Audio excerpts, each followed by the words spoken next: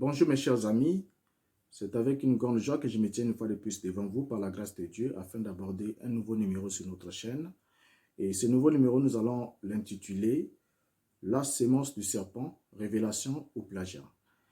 Et ce sera juste le premier numéro puisque c'est un sujet qui est assez vaste. Il y a beaucoup de choses à redresser, beaucoup de choses à dénoncer, beaucoup de choses à dévoiler.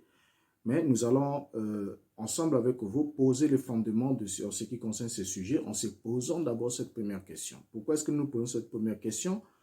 Tout va partir de la citation que nous allons lire ici dans la prédication « C'est le lever du soleil » prêchée le 18 avril 1965 matin au paragraphe 12.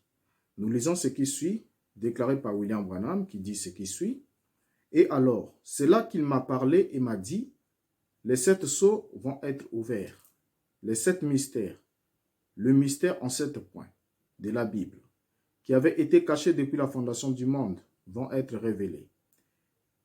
Et nous, bien que nous soyons un modeste petit groupe, en comparaison du monde entier, nous avons bénéficié de cette bénédiction d'entendre ces mystères.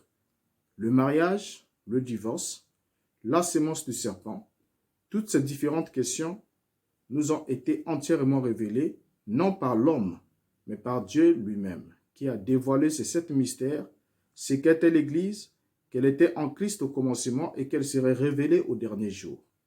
Fin de citation. Alors, qu'est-ce que nous remarquons? Pourquoi est-ce que nous démarrons avec cette citation? Et nous trouvons qu'il y a quelque chose qui attire notre attention ici. Et évidemment, William Branham vient de nous affirmer que la sémence du serpent serait l'un des mystères qui était caché depuis la fondation du monde et qui a été révélé lors de l'ouverture des prétendus 7 sceaux, dont nous aurons aussi l'occasion bien sûr d'étudier avec vous pour voir si la révélation de 7 sceaux prêchée par William Branham était réellement une révélation ou encore c'était aussi un plagiat. Ça fera l'objet des prochains numéros et nous allons apporter des éléments démonstratifs ensemble. Alors ici, nous avons lu ensemble William Branham. On ne lui prête pas des mots. Il vient de nous faire comprendre que la sémence du serpent, comme le mariage et le divorce et la sémence du serpent, il dit que toutes ces questions ont été entièrement révélées. En d'autres termes, c'était des mystères cachés. Il a bien dit que ces choses étaient des mystères cachés depuis la fondation du monde. Or, lorsqu'on parle d'abord de la définition d'un mystère, c'est d'abord très important. Le mystère est d'abord, par définition, ce qui est inaccessible à la raison humaine, ce qui est de l'ordre du surnaturel, ou ce qui est obscur, caché, inconnu, incompréhensible. Donc, lorsque quelque chose est obscur, caché, inconnu et incompréhensible à la raison humaine, alors cela dénote alors d'un mystère. En bref, si on peut définir le mystère, on pourra dire que c'est une vérité inaccessible à l'intelligence humaine, mais dont le contenu ne peut être saisi que par la révélation divine. Donc, lorsqu'on parle d'un mystère, c'est une vérité inaccessible à l'intelligence humaine, mais pour accéder à cette vérité, il faudra qu'il y ait l'action de l'Esprit divin. Il faudra qu'il y ait une révélation divine pour saisir le contenu. Alors maintenant ici, la question que nous sommes posées à la base, est-ce que la sémence du serpent, telle que prêchée par William Branham, est une révélation, comme il vient de nous l'affirmer en 1965, ou encore un plagiat?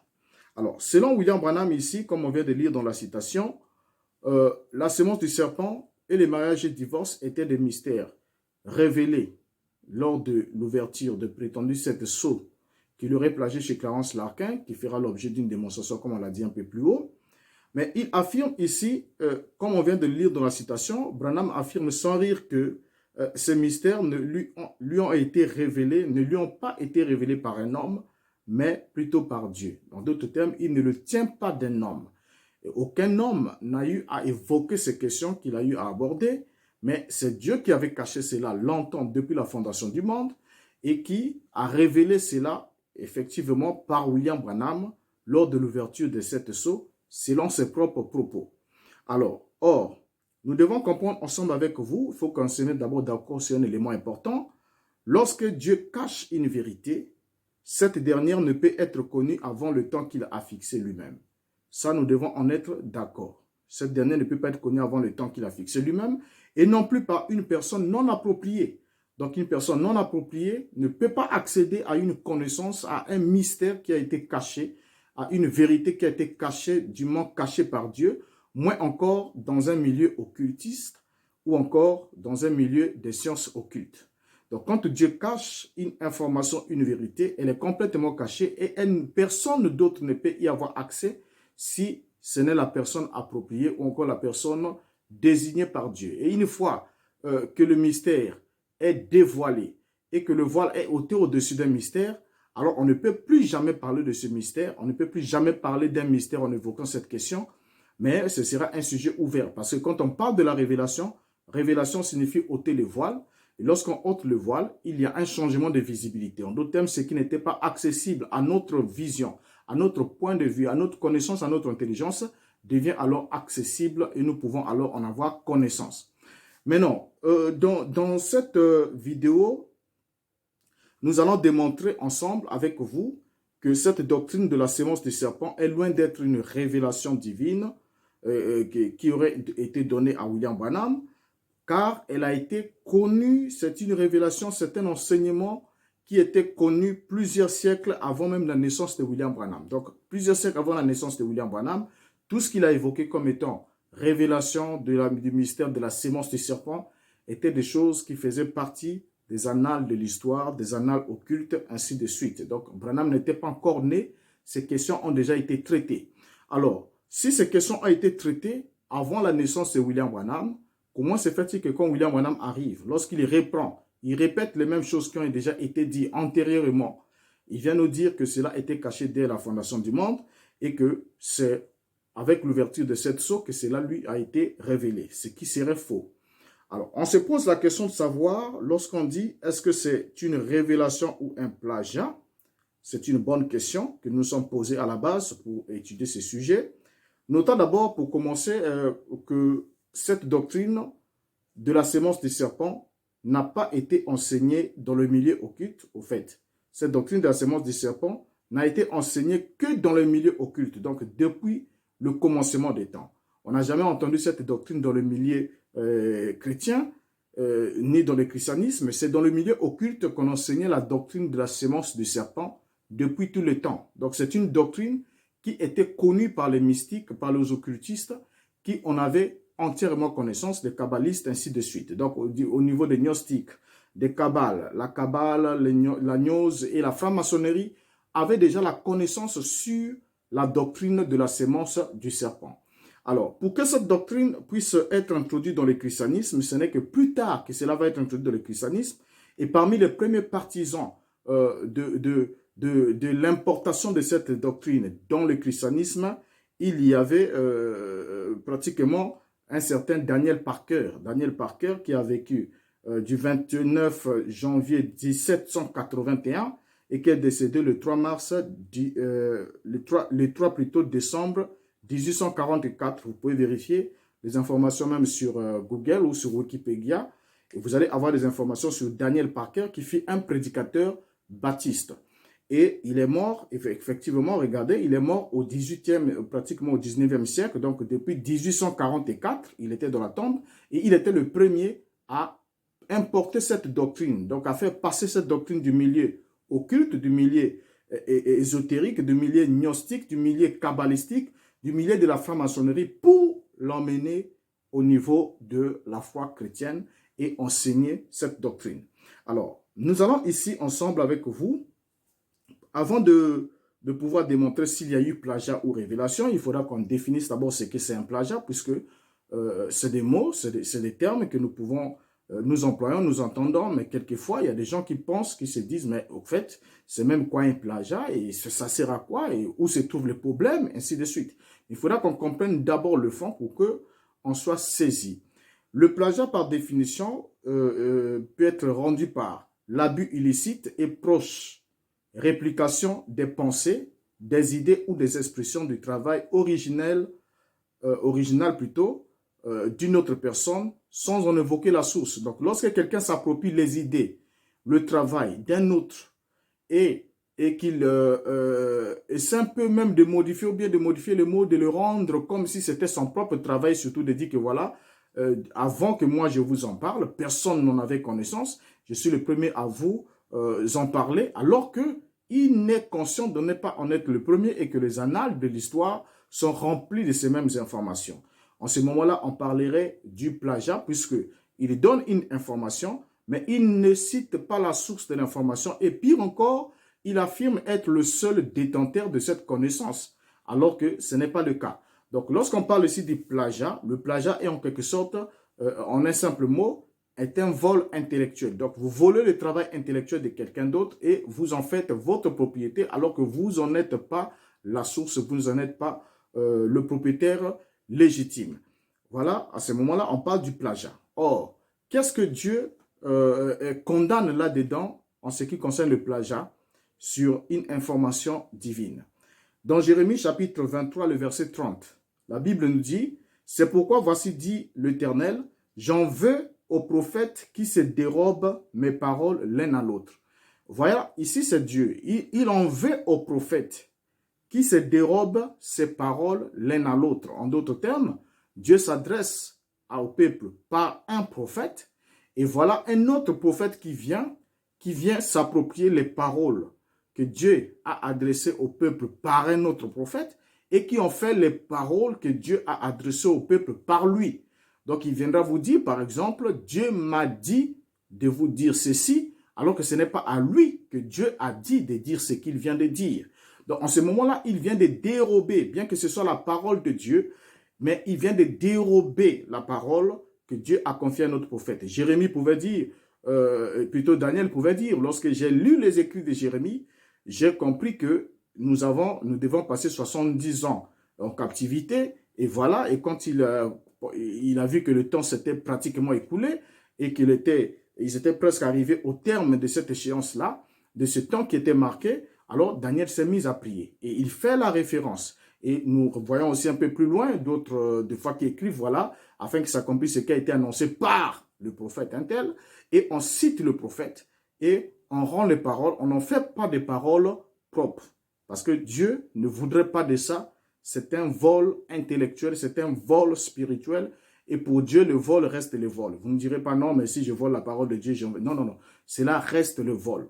Alors, donc ici, en continuant ici avec cette pensée, nous allons ensemble ici mettre ensemble plutôt côte à côte les citations de William Branham, et nous allons évoquer ces questions en 8 points. Nous allons prendre 8 points rapportés par William Branham dans l'enseignement de la sémence du serpent, et prendre aussi d'autres références antérieures à William Branham qui ont mentionné ces choses dans les mêmes détails, dans les mêmes contextes, et nous allons effectivement nous rendre compte si cet enseignement était une révélation, parce que quand on parle d'un mystère, nous l'avons dit un peu plus haut, que le mystère, c'est une vérité cachée qui ne peut pas être connue avant le temps, ni par le canal d'une personne non appropriée qui n'a pas été désignée par Dieu. Donc, quand Dieu cache une information, on ne peut pas dévoiler cette information dans un milieu gnostique, dans un milieu ésotérique, ainsi de surtout dans la franc-maçonnerie et autres. Mais cela ne peut être connu que par un prophète si c'est un mystère. Cela ne peut être connu que par la personne appropriée au temps fixé ou au temps convenable. Mais s'il y a déjà fuite d'informations, alors il n'y a jamais eu un mystère, il n'y a que ce qu'on appelle le plagiat. Alors nous allons évoquer la question en 8 points. Les 8 points que nous allons prendre sont lesquels? Nous allons prendre le premier point. Le point numéro 1, Branham nous dit que c'était un acte sexuel qu'Ève avait commis, c'était plutôt, la sémence du serpent, c'était un acte sexuel, et qu'Ève aurait commis l'adultère avec le serpent. Ça, c'est le premier point. Et dans ce point, nous lisons Branham lui-même dans La sémence du serpent, prêché le 28 septembre 58, paragraphe 159, et nous lirons aussi le paragraphe 221. Il dit ce qui suit. Remarquez maintenant, le diable est descendu et il est entré dans le serpent. Et il a trouvé Ève dans le jardin d'Éden nue. Et il a parlé du fruit qui était au milieu. Le milieu, ça veut dire au centre et tout. Vous me comprenez? On est dans une assemblée mixte. Et il a dit, mais c'est agréable, c'est bon à regarder. Et qu'est-ce qu'il a fait? Il s'est mis à faire l'amour à Ève. Et il a vécu avec elle maritalement. Mais vous voyez, où est la sémence du serpent? La sémence du serpent, c'était quoi? L'adultère. Vous me suivez? l'adultère avec Ève. Qu'est-ce que c'est devenu? Qu'est-ce qui a produit ça? Qu'en est-il ce soir? Fin de citation. Là, nous venons de lire William Branham. Nous allons prendre une référence pour montrer que cette pensée était déjà connue, comme nous l'avons cité plus haut, dans le document cité ci-dessus, Les légendes des Juifs, de Louis Zingberg, volume 1. Il est dit dans Les 10 générations, la naissance de Caïn, publié en 1909, l'année de naissance de William Branham. Il nous a dit ce qui suit. Satan, sous l'apparence du serpent, s'est approché d'elle, et le fruit de leur union était Caïn, l'ancêtre de toutes les générations impies qui étaient rebelles à Dieu et se levaient contre lui. La descendance de Caïn, de Satan, qui est l'ange Samaël, a été révélée dans son apparence séraphique. À sa naissance, l'exclamation fut tirée d'Ève, « J'ai eu un homme par l'intermédiaire d'un ange du Seigneur ». Voilà la première citation. La deuxième, nous lisons dans l'Encyclopédie Britannica, volume 8, édité, publié en 1910, page 122, interprétation juive des Écritures. Il a dit ce qui suit. La naissance de Caïn est attribuée à l'union de Satan avec Ève. Nous lisons encore un autre passage dans Yavamot 103. Il est dit dans le Talmud de Babylone ou Talmud de Bavili, 3e au 5e siècle, il a dit ce qui suit. Selon le Midrash, le serpent l'a séduit pour commettre adultère avec elle. Ainsi, un dicton répété 3 fois par Rabbi Yohanan affirme que au moment où le serpent avait eu un rapport sexuel avec Ève, il lui avait introduit de la crasse. Nous lisons ensuite dans Aïe Sarah 126, toujours dans le Talmud de Babylone ou Talmud de Bavili, 3e au 5e siècle, il est dit, vous avez dit à juste titre que lorsque le serpent avait eu un rapport sexuel, un rapport charnel avec Ève, il avait injecté sa suire. Nous lisons encore dans Encyclopédie juive, édité en 1905, volume 11, page 69. Satan était le séducteur et l'amour d'Ève. Ensuite, nous prenons dans l'évangile gnostique de Philippe, donc évangile selon Philippe, paragraphe 42, il est dit, l'adultère suivant d'abord, puis le meurtre, et il fut engendré dans l'adultère car il était l'enfant du serpent. C'est pourquoi il fut un homicide comme son père également, et il tua son frère. Toute l'union survenant entre deux êtres qui ne se ressemblent pas mutuellement est un adultère. Alors, voyez par là que nous avons lu ici des citations qui nous montrent, lorsque William Branham dit la sémence du serpent, c'était quoi? C'était l'adultère. Il n'est pas le premier à l'avoir dit. Les documents antérieurs à lui l'ont affirmé, mais ces documents-là ne sont pas des documents de l'Église, mais ce sont plutôt des documents qu'on trouve dans la gnose, dans la franc-maçonnerie, dans la Kabbale, ainsi de suite. Donc, William Branham n'a rien apporté comme révélation sur cette question, en définissant que la sémence du serpent, c'était l'adultère, parce que d'autres l'ont dit avant lui, et ceux qui l'ont dit avant lui n'avaient rien à voir avec une prétendue révélation d'un mystère caché dès avant la fondation du monde et qui serait révélé avec l'ouverture de sceaux en attendant William Branham, le prétendu 7e ange, ce qui est totalement faux. Ça, c'est le premier point. Le deuxième point, William Branham va nous dire que le serpent possédait des jambes avant sa malédiction. Dans la sémence du serpent, prêché toujours le 28 septembre 1958, paragraphe 148. Jusqu'au paragraphe, nous prenons le paragraphe 148 et le paragraphe 169 inclus. William Branham dit ce qui suit. Et la malédiction ne lui a même pas enlevé toute sa beauté. Malgré tout, les couleurs magnifiques du serpent, ses splendides et sa grâce et sa finesse, même la malédiction ne l'en a pas dépouillé. Seulement, souvenez-vous, Dieu lui a dit qu'il perdrait ses jambes et qu'il marcherait sur son ventre. On ne peut pas trouver un seul os du serpent qui ressemble à un être humain. C'est pour cette raison que la science ne s'y retrouve plus. Voilà, mais le voilà. Et toi, le serpent, parce que tu as fait ça, voilà, tu n'auras plus de jambes, tu marcheras sur ton ventre tous les jours de ta vie. Et tu seras haï et tu auras la poussière pour nourriture. Voilà, il est là, le chaînon manquant. Fin de citation. Alors, est-ce que William Branham, qui affirme ici que le serpent avait des jambes et qu'il aurait perdu les jambes à la suite de son forfait, est-ce qu'il vient d'apporter une révélation? Nous lisons dans les Zohar. Les Zohar 1, le paragraphe 171, il est dit, le serpent avait à l'origine des jambes et qu'il fut maudit. Donc vous voyez déjà dans le milieu des Kabbales, de la Kabbale juive, c'était déjà connu que le serpent, il s'était déjà dit que le serpent avait des jambes et qu'il fut maudit. Mais ce que la Bible n'affirme pas. Et nous continuons.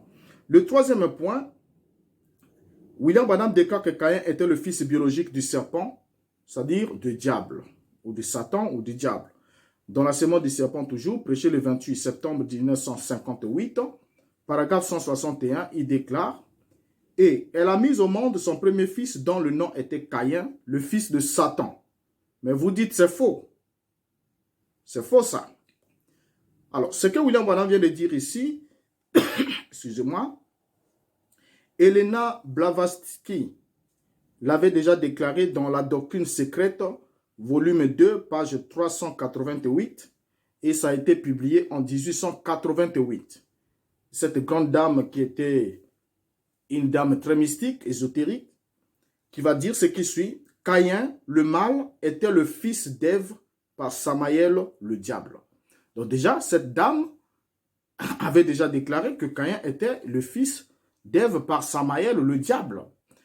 Donc, dans Encyclopédie juive, 1904, volume 9, page 70, édité en 1904, donc avant la naissance même de Branham, il est dit, les fonctions en chef de Satan sont, comme déjà noté, celles de la tentation, de l'accusation et de la punition.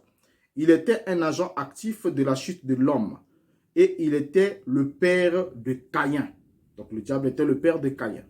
Dans Encyclopédie juive, toujours, volume 5, page 275, il est dit, le vrai père de Caïn n'était pas Adam, mais l'un des démons. Et ensuite, dans Nesta Helen Webster, il est dit, dans Nesta Helen Webster, Société secrète et mouvement subversif, édité en 1924, il a dit ce qui suit. Ève a cohabité avec des serpents dans le jardin d'Éden, que Caïn était la progression de son union avec l'esprit Lucifer, Samaël. Et c'est là, de cet être divin, la partie la plus virile de la race humaine est descendue. Voilà ce que William Branham affirme. Nous prenons le quatrième point. Le quatrième point, William Branham affirme que Caïn et Abel étaient des jumeaux. Dans L'union invisible de l'épouse de Christ, prêché le 25 novembre 65, paragraphe 56, il dit, « Maintenant, c'est ici que beaucoup d'entre vous, théologiens, pouvaient être en désaccord. C'est cet adultère qui a pollué dès le commencement toute la race humaine. Son saint-fils souillé, elle mise au monde des jumeaux, Caïn et Abel, un acte des enfants, sondez les Écritures. » Toujours Branham, dans La puissance de transformation, prêché le 31 novembre, le 31 plutôt octobre 1965, paragraphe 133.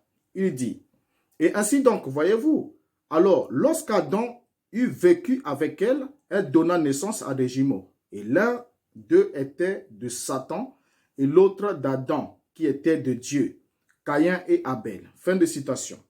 Alors cette pensée, on la retrouve dans Bereshit Rabbah 22, 7. Dit aussi, Genèse Rabbah est un des volumes du Midrash Rabbah écrit au 5e siècle, datant du 5e siècle. Il est dit, il fait de Caïn et Abel deux frères jumeaux. Le meurtre résultera d'une rivalité sentimentale ayant pour objet Lilith ou une des jumelles née avec les deux frères. On peut retrouver aussi l'information dans Wikipédia. Alors, cinquième chose. William Branham dit que Ève était déjà enceinte de Satan avant de coucher avec Adam. Elle serait déjà enceinte de Satan avant même de coucher avec Adam. Il est dit dans La sémence du serpent, prêché le 28 septembre toujours, 1958, dans le paragraphe 160. Il dit ce qui suit. Et elle a vu que c'était agréable, alors elle est allée le dire à son mari, mais elle était déjà enceinte de Satan. Or, cette information, on la retrouve dans Rabbi Eliezer, Pirke, 9e siècle. Il est dit, le serpent est entré en elle, en Ève, et elle est tombée enceinte de Caïn. Comme il est dit, et l'homme connut sa femme Ève. Que savait-il? Qu'elle était déjà enceinte de ce serpent. Dans le Targum de Pseudo-Génatan, édité au 15e siècle, du 15e au 18e siècle, il est dit, Adam savait que sa femme Ève avait conçu de Chamaël l'ange du Seigneur. Elle est tombée enceinte et a donné naissance à Caïn. Ça, c'est le 5e point. Alors, le point numéro 6. Selon William Branham, l'union de deux semences a produit des géants. Donc, la sémence du serpent et la sémence de l'être humain a produit des géants dans Genèse chapitre 6. Il est dit, toujours dans la sémence du serpent, le paragraphe 178 et le paragraphe 194, il dit ce qui suit. Et regardez bien après ça, les voilà vos géants. Après ça, Caïn est allé dans le pays des Nod. Si son papa, c'était une espèce de grand géant, Caïn, lui, à quoi est-ce qu'il va ressembler? À son papa. Et il est allé dans le pays des Nod et il a emmené une de ses sœurs avec lui. Il est allé dans le pays des Nod et il a pris son épouse. Et quand il s'est marié avec elle là-bas, c'est de là que sont apparus ces géants, ces grands géants, qui étaient des fils de Dieu déchus, qui sont venus de leur papa, le diable, de Caïn. Les voilà votre chaînon manquant. 194. La sémence du serpent arrive et qu'est-ce qu'elle produit? Maintenant, prenons les premières années. Maintenant, regardez bien ce qui va se passer là. Nous allons le lire directement parce que je viens de le vérifier. La sémence du serpent a produit Caïn. Caïn est allé dans le pays des Nod et ce qui a produit des géants. Et ensuite, ils sont allés dans le pays de Noé. Or, cette information, on la retrouve chez Daniel Parker, édité en 1831, qui dit ce qui suit. Nous trouvons maintenant Seth, la sémence de la femme, et Caïn, la sémence du serpent. Et quand il a habité dans le pays de Nod, se multiplia. Quand Adam a engendré Seth, c'est dit qu'il a engendré un fils à son image, Je regarde maintenant Seth comme Adam, tandis que la sémence et la femme étaient en lui, distinctes de la postérité du serpent, et ne doutons pas que sa progéniture, séparée de Caïn, était en dit être les fils de Dieu, alors qu'il était parlé des filles des hommes, étaient des progénitures de Caïn. Et ainsi, nous voyons les deux familles. Et quand les fils de Dieu leur prirent des femmes, des filles des hommes, c'était un grand mal. Les deux familles s'unissent maintenant et se mêlent. Leurs enfants sont devenus des géants ou des hommes puissants de renom. Cela nous amène à l'iniquité qui amena le monde à être noyé. Là, nous avons les 6 points. Le 7e point de comparaison ici, comment est-ce que la sémence du serpent a traversé l'arche de Noé? Puisque le monde a été détruit par le déluge, mais comment se fait-il que la sémence du serpent s'est retrouvée au-delà du déluge et a traversé? William Branham va nous dire ce qui suit. Toujours dans la prédication La sémence du serpent, prêchée le 28 novembre 58, paragraphe 198 et le paragraphe 203. Il dit ce qui suit. Comment est-ce que la sémence est passée de l'autre côté? La sémence est traversée dans l'arche, exactement comme elle l'avait fait au commencement par la femme, par leurs épouses. Elles ont transporté la sémence de Satan dans l'arche, tout comme Ève avait porté la sémence de Satan pour donner naissance à Caïn chez la femme. Maintenant, remarquez ça. Et à partir de là, ensuite, il y a eu Cam. Cam avec son épouse et les autres. Il a été maudit. De Cam est sorti Nimrod qui a bâti Babylone. Et cette information, on la retrouvait déjà dans Daniel Parker, 1831, il dit ce qui suit. Cependant, malgré la perfection de Noé, génération, la sémence du serpent apparut rapidement, peut-être préservée par la femme de Cam, qui était probable de la race corrompue. Ainsi, nous trouvons Canaan maudit par son grand-père pour le tort de son père, qui prouve qu'il fait partie des non-élus et donc de la postérité du serpent. Voyez, le 8e point, et le dernier de cette comparaison, puisqu'il y en a beaucoup, mais nous prenons juste pour notion de temps. Le 8e point, William Branham va nous affirmer que Ésaü était de la sémence du serpent. Est-ce que c'était une révélation ou c'était un plagiat? Comme les autres éléments que nous avons évoqués plus haut. Dans la sémence du serpent prêchée toujours le 28 septembre 58, paragraphe 261, William Branham affirme: Ésaü n'a jamais fait le mal à personne et Ésaü était du diable. Mais Jacob, qui venait du même sein, il était de Dieu. La sémence du diable, la sémence de la femme, la sémence de Dieu a percé. L'information, on la retrouve chez Daniel Parker, toujours édité en 1831, qui nous affirme: seule la postérité d'Isaac devrait hériter de la promesse, et pas toute, car Ésaü était le fils d'Isaac, et il n'était pas héritier. Isaac était une figure du Christ. Sa sémence naturelle était les élus héritiers de l'héritage temporel. Ainsi, le spirituel du Christ. Mais que dirons-nous d'Ésaü?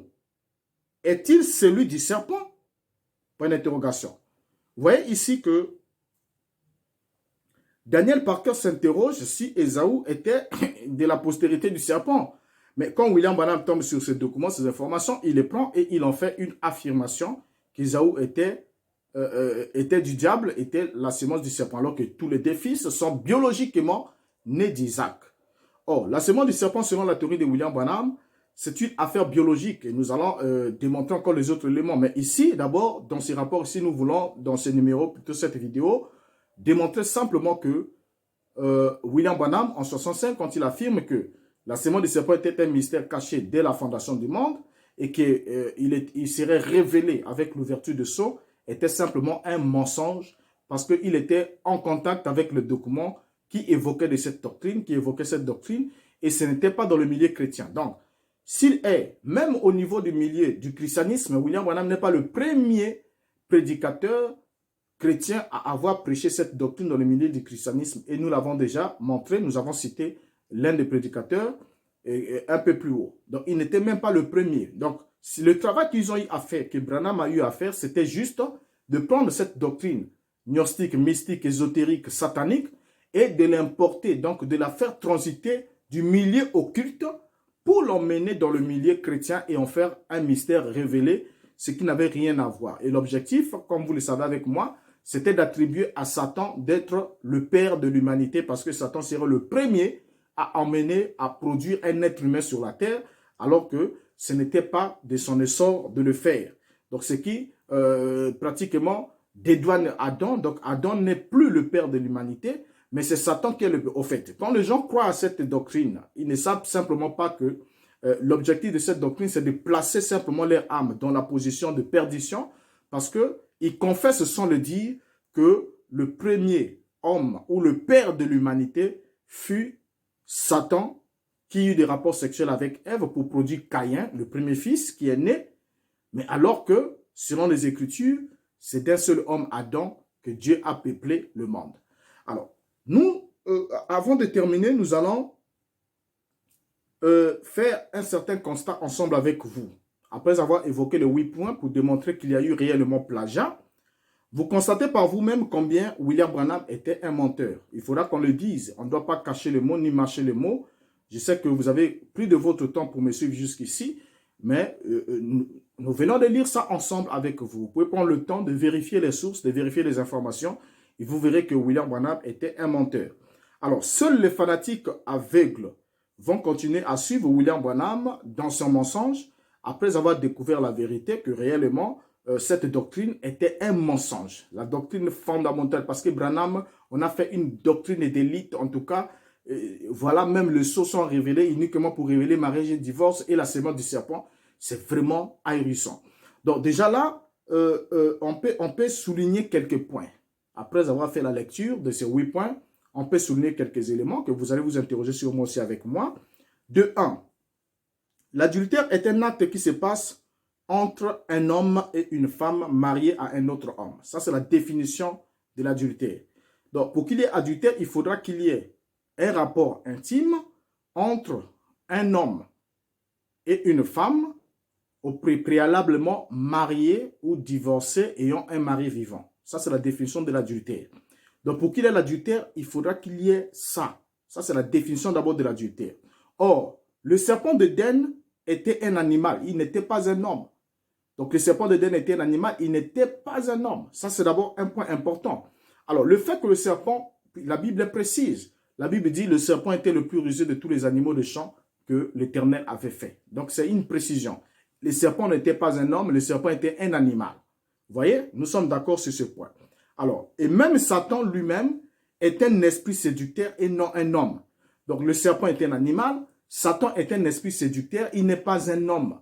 Donc, si Satan, en tant qu'esprit séducteur, n'est pas un homme, Satan ne peut pas avoir du spermatozoïde pour féconder une femme humaine. Donc, il n'a pas, excusez-moi, il n'a pas l'organe mâle comme les êtres humains pour pouvoir féconder une femme parce qu'un esprit n'a ni chair ni os. Donc, n'ayant ni chair ni os, il n'a pas le sang, il n'a pas d'hémoglobine. Donc, c'est absolument impossible. C'est même insulter l'intelligence de ceux qui croient à cette bêtise doctrinale.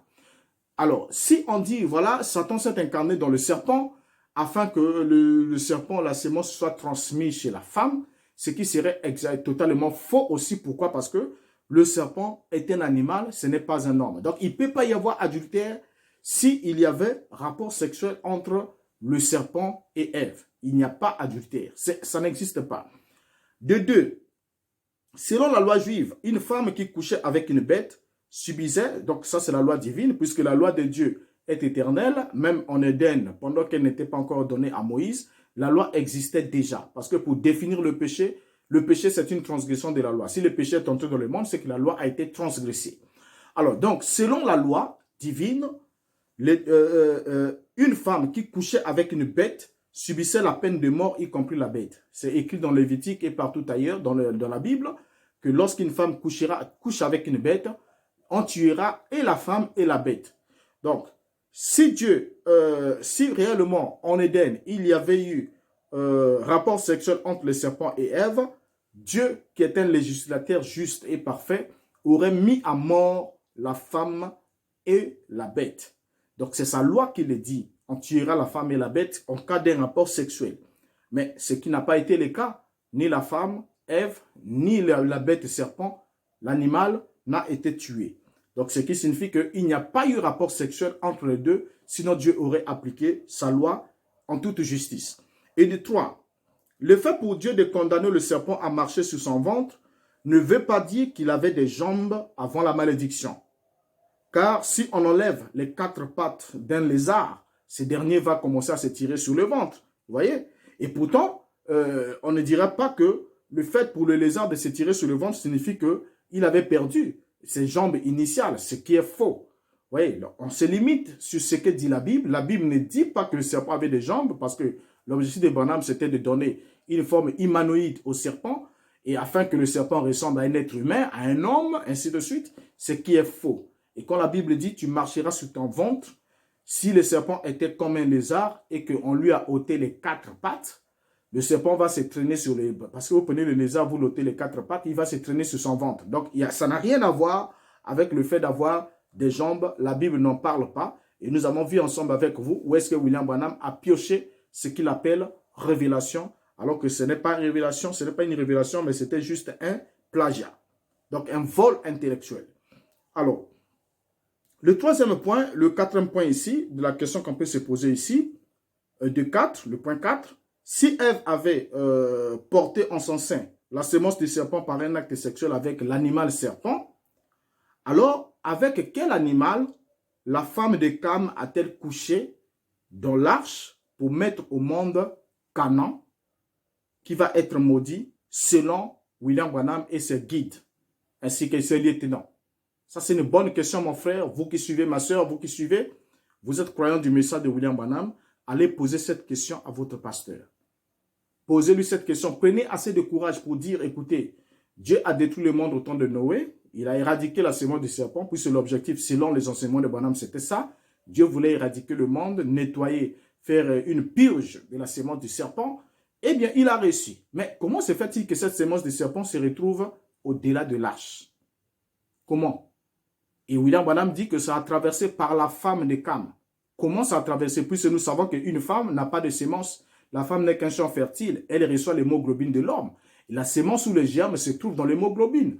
Donc, pour qu'une femme, la femme de Cam, puisse transporter la sémence du serpent de l'arche, il faudra que cette femme ait été fécondée comme la première femme, Ève, puisque Branham dit qu'elle a fait exactement comme la première femme. Donc, il y a eu rapport sexuel entre la femme de Cam et un animal. Mais c'est quel animal? Puisque le serpent était déjà maudit, n'était plus un humanoïde, le serpent est devenu un reptile, ne pouvait plus s'accoupler avec une femme humaine pour donner des enfants. Mais c'est quel animal alors? Voyez? Alors, déjà là, c'est une bonne question qu'il faudra poser aux prédicateurs, poser aux pasteurs. En tout cas, prenez votre courage de leur poser cette question. S'ils n'ont pas la réponse à cette question, alors vous allez comprendre que c'est du bric-à-brac et du bricolage absolu. Alors, bien, nous terminons cette partie, ce numéro préliminaire sur la sémence du serpent avec cette question en donnant simplement cette citation. On pose une question à William Branham. Donc, après avoir lu tout ce que nous avons lu là, on pose la question à William Branham dans question 89. Donc, Conduct Order Doctrine, question 89. On peut aussi retrouver ça dans la question et réponse du 28 juin 1959. Question 89, on dit ceci. Frère Branham, pourriez-vous, s'il vous plaît, expliquer votre théorie selon laquelle Ève aurait conçu Caïn du diable? Une bonne question, hein, n'est-ce pas? La personne veut que William Branham l'explique. Sa théorie selon laquelle Ève aurait conçu Caïn du diable. Donc, Ève a eu des rapports sexuels avec les diables et Caïn est né de cette union sexuelle. On pose la question à William Branham. Écoutons la réponse de William Branham. La réponse vient au paragraphe 172. Il dit ce qui suit. Je n'ai jamais dit ça. J'ai dit que Ève a conçu Caïn du serpent. Bien. Allez-y comprendre. Je n'ai jamais dit ça. Au fait, c'est William Branham, ce n'est pas moi. Il dit ici qu'il n'a jamais dit ça. Alors qu'il vient de prêcher la sémence du serpent en 1958, il a dit ça. Nous avons lu ça plus haut. Mais ici, quand on lui pose la question d'expliquer cette théorie, Branham dit qu'il n'a jamais dit ça. Alors, à quoi est-ce qu'il jouait? Ou de quelle maladie souffrait-il? Sûrement, comme il avait dit il souffrait de la névrose, de cette oppression mentale. Il était névrosé. Il a dit lui-même que chaque 7 ans de sa vie, il était dans une année de crise. Des fois, il quittait même le ministère pour ne pas... Parce que vous savez, vérifiez, je crois que j'ai un numéro là dessus, sur la chaîne, sur Branham était-il névropathe? Et nous avons démontré avec ses propres déclarations que ce sont des symptômes de la névrose. Parce que c'est l'année 58, il a prêché sur la sémence du serpent. Il a déclaré que Caïn était un enfant qui est né de Satan. Satan a eu des rapports sexuels avec Ève. Et l'année suivante, lorsqu'on lui pose la question de savoir, pour expliquer cette théorie, il dit qu'il n'a jamais dit cela et qu'il avait dit que Caïn et qu'Ève avaient conçu Caïn du serpent. Mais quel que soit ce qu'il dit, cela n'a aucun rapport avec la Bible. Donc ici, ce numéro-ci n'avait que pour objectif d'établir que la sémence du serpent, comme Branham l'a enseigné, n'est pas un mystère qui a été révélé, mais plutôt un plagiat, c'est-à-dire un vol intellectuel d'autres travaux qui ont été faits dans le milieu occulte, ésotérique et franc-maçonnique. Et William Branham a juste importé, il n'est pas aussi le premier à l'importer dans le christianisme, mais il a importé cela dans le christianisme et il a enseigné à ses adeptes qu'il était un prophète qui venait leur révéler la sémence dite du serpent, que ce serait un adultère que Ève avait eu avec le serpent dans le jardin d'Éden. Et de cet adultère, tout est arrivé. On aura à revenir avec d'autres numéros pour étudier cette doctrine dans le détail et voir si la Bible accepte réellement cette théorie de la doctrine du serpent, c'est-à-dire la naissance ou encore la conception qu'Ève a eue. Ève a conçu soit de Satan ou du serpent, alors que le serpent était un animal et Satan était un esprit. Et aucun des deux n'était un homme. Mais lorsque Ève met Caïn au monde, elle dit, j'ai conçu un homme avec l'aide de l'Éternel. Ève n'a pas dit, j'ai conçu un animal, alors que la loi de la reproduction dit que chaque sémence se reproduit selon son espèce. Un être humain doit produire un être humain, un animal doit produire un animal, et un esprit doit produire un esprit, puisque même dans Jean chapitre 3, nous trouvons le Christ dire, ce qui est né de la chair est chair, ce qui est né de l'esprit est esprit. Donc si Caïn était né de l'esprit Lucifer, Caïn serait un esprit, il ne serait pas un être humain. Et ce qui est aussi incompatible, puisqu'un esprit ne peut pas féconder un être humain. C'est vraiment incompatible. Donc voilà, la seule façon pour que Caïn puisse être le fils de Satan, né de Satan, de Satan et Ève, il faudra que Satan soit un créateur. Il faudra qu'il soit un créateur. Parce que sinon, nous retrouvons la même situation avec la naissance de Yeshua, de Christ, de Jésus. Vous voyez? Et il fallait que Dieu soit le créateur pour créer le germe des filles. Donc, il n'y a pas eu rapport sexuel entre Dieu et Marie. Et si Satan aussi voulait avoir une sémence dans le monde, il ne devait pas aussi avoir rapport sexuel. Il serait un créateur. Alors, donc, vous voyez un peu dans tous les bric-à-brac, juste pour démontrer que William Branham, pour une fois de plus, a menti et que la sémence de serpent n'est pas une révélation, mais un plagiat. Et nous avons démontré avec les sources. Nous attendons vos réactions en commentaire. Et nous attendons aussi que vous réagissez, que vous faites travailler un peu vos ménages, mes frères.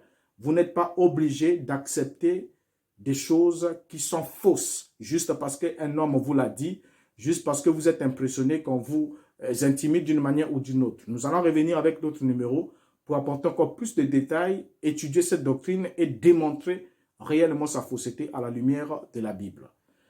Donc, d'ici là, jusqu'à là, portez-vous bien. Ma prière est que Dieu vous garde et que s'il nous prête longue vie, nous puissions encore nous retrouver sur la même chaîne et que nous puissions aborder encore cette question. Et si vous avez aussi d'autres questions, laissez-les en commentaire. Nous allons les prendre et nous allons ensemble avec vous scruter cette question du fond en comble jusqu'à ce que nous ayons achevé. Ensuite, nous prendrons un autre numéro pour exposer toujours les faussetés du message de William Branham. Alors, je vous dis au revoir. Ma prière est que Dieu vous garde et qu'il vous éclaire par son esprit. À très bientôt. Merci.